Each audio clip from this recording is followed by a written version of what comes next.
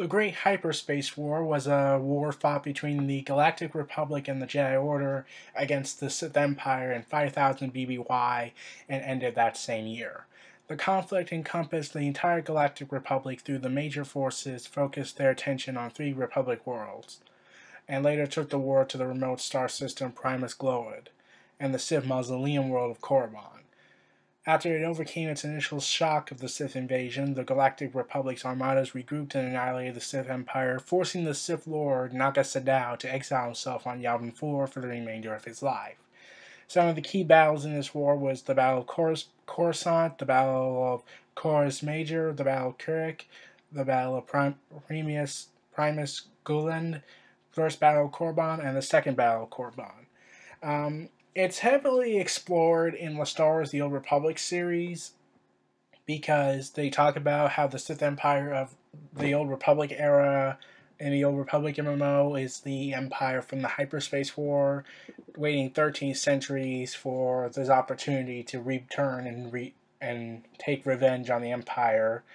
And during this war, Naga Sadow had built up this army, and after a power struggle happened because, well, they based their emotions on negativity, so it's inevitably going to be the destruction.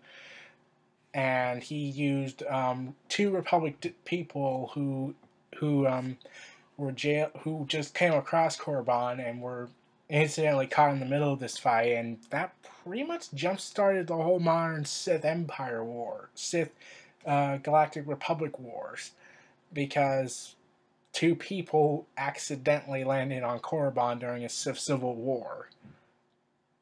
Wow, that's man. What would have happened if they never did that? The Sith wouldn't really. War might have been different. A lot of things would have been different. And since Naga Sadow used the ability of use battle meditation, something that we would know from Bastila and in Knights of the Old Republic 2, the Sith Lords, where, I never really explored battle meditation. I never really explored into that. I just thought that just gave an mental advantage over the opposition. But during the war, Sadow was attacked by his soon-to-be former apprentice, and that started leading to the decline in the Sith favor, and it started going into the Republic's favor.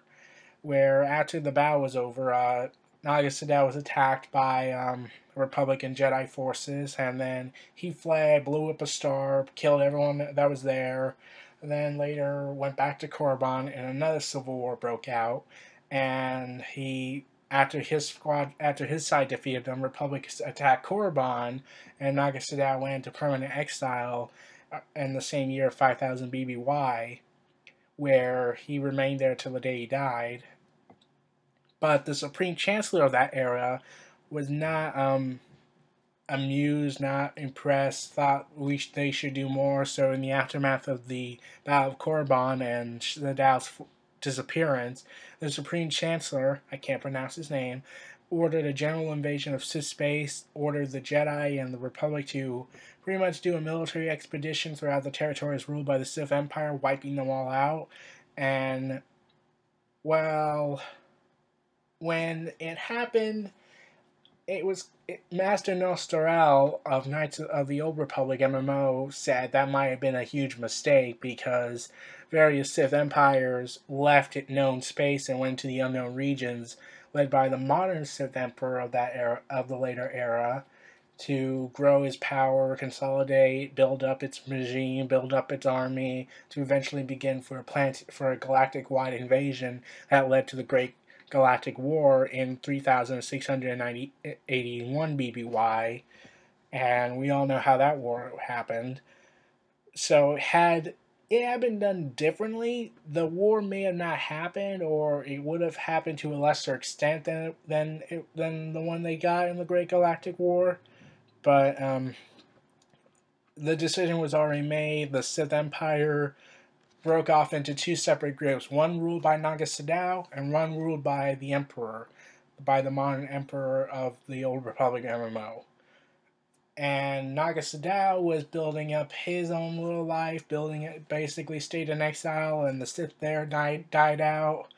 And the war decimated the Sith species, the original Sith, and well, they went to the Yavin 4 after, like I said, and he pretty much put his body in stasis, was wrapped in, while his ward Masasi servants slowly degenerated into barbarism. And Lord Videte, I think that's his name, I can't pronounce it, called 8,000 Sith Lords to meet him there on the planet Namahan.